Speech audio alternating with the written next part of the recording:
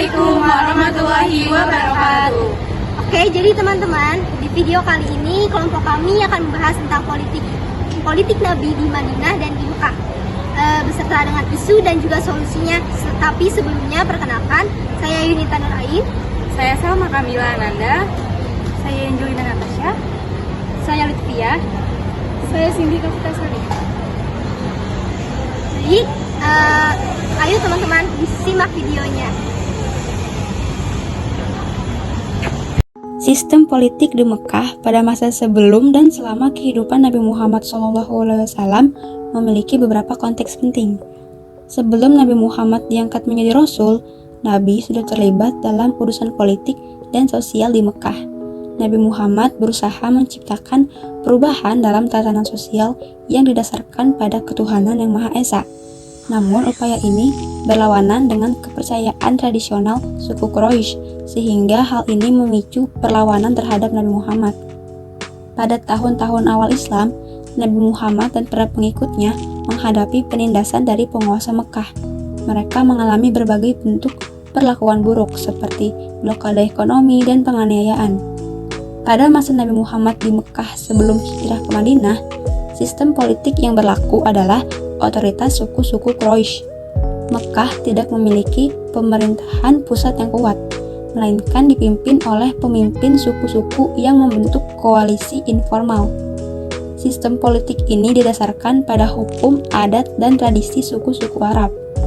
Nabi Muhammad pada awal misi kenabiannya menghadapi oposisi dari pemimpin suku Quraisy yang tidak ingin mengikuti ajaran Islam. Mereka mencoba untuk menghalangi penyebaran Islam dan menghadirkan ancaman terhadap Nabi dan pengikutnya.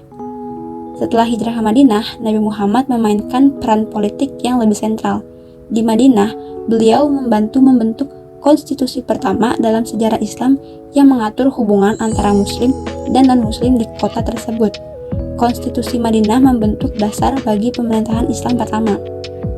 Sistem politik di Mekah berubah secara signifikan setelah penaklukan Mekah oleh Nabi Muhammad pada tahun 630 Masehi. Mekah menjadi pusat Islam dan pemerintahan Islam mulai diterapkan di sana. Itu adalah titik balik penting dalam sejarah Islam, dan Mekah menjadi pusat keagamaan dan politik bagi umat Islam. Sistem politik di Madinah. Selama berada di Madinah, Nabi Muhammad menerapkan berbagai kebijakan politik yang memungkinkan masyarakat yang beragam untuk hidup bersama secara harmonis. Beliau dikenal atas keberhasilannya membangun masyarakat Madinah yang adil, inklusif, dan demokratis, yang sering disebut sebagai masyarakat Madani. Salah satu dokumen penting yang beliau buat adalah Piagam Madinah atau Konstitusi Madinah, yang menguraikan hak dan tanggung jawab semua warga negara terlepas dari agama atau latar belakang mereka. Dokumen ini dianggap sebagai manifesto politik dan fondasi bagi pembentukan negara modern. Strategi politik Nabi Muhammad di Madinah ditandai dengan diplomasi dan penggunaan perjanjian. Beliau terampil dalam berdiplomasi dan mampu menjalin hubungan damai dengan berbagai kelompok, termasuk dengan kaum Yahudi dan orang-orang kafir. Beliau juga membangun sistem konsultasi dan pembangunan konsensus yang memungkinkan partisipasi semua anggota masyarakat dalam pengambilan keputusan. Kepemimpinannya di Madinah ditandai dengan keadilan, inklusif, dan komitmen terhadap kesejahteraan semua anggota masyarakat. Isu dinasti politik di zaman sekarang berbeda dengan zaman Nabi yang kita ketahui, yaitu memiliki sistem politik demokrasi.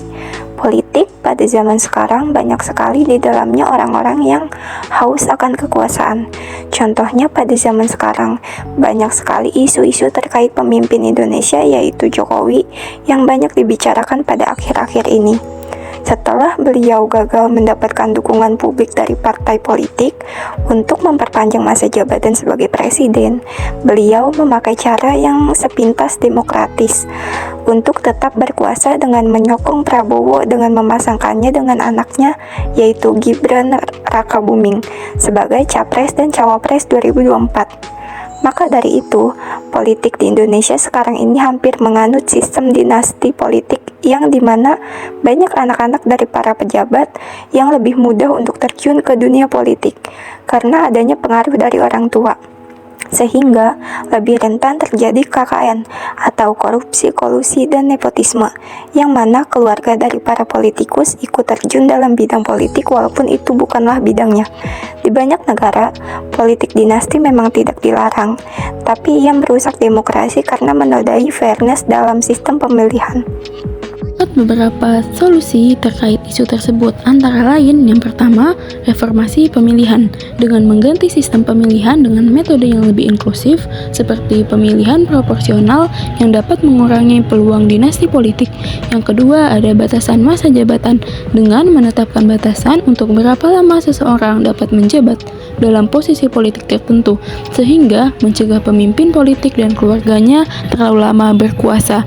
Yang ketiga, ada transparansi dan akuntabilitas dengan memperkuat mekanisme untuk memeriksa dan mengawasi tindakan pemerintah termasuk juga pemberian kontrak dan pengelolaan keuangan negara.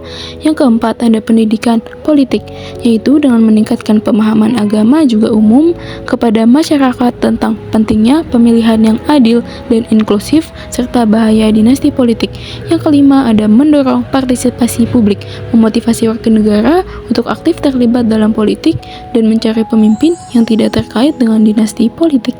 Oke, jadi teman-teman, kesimpulannya adalah politik yang dilakukan Nabi Muhammad SAW di Mekah berfokus pada dakwah tentang Islam dan resistensi terhadap tekanan, gangguan, dan hambatan dari kaum kafir Quraisy. Sedangkan politik yang dilakukan Nabi Muhammad di Madinah adalah Nabi Muhammad berperan sebagai pemimpin politik dan juga spiritual yang menjaga stabilitas dan perdamaian di kota Madinah yang dilakukan dengan strategi diplomasi dan juga penggunaan perjanjian. Adapun isu yang dibahas adalah tentang pemerintahan Jokowi yang dimana anaknya menjadi cawapres pada Pilpres tahun 2024. Hal ini banyak disebut-sebut sebagai dinasti politik yaitu oligarki, yang dimana anak-anak atau keluarga dari pejabat lebih mudah untuk terjun ke politik sehingga rentan untuk melakukan KKN.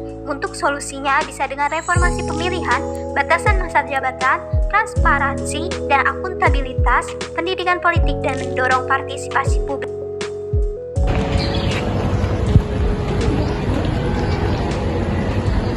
Oke, sekian video dari kelompok kami, kurang lebihnya mohon maaf. Terima kasih bagi teman-teman yang sudah menyimak video dari kami. Wassalamualaikum warahmatullahi wabarakatuh.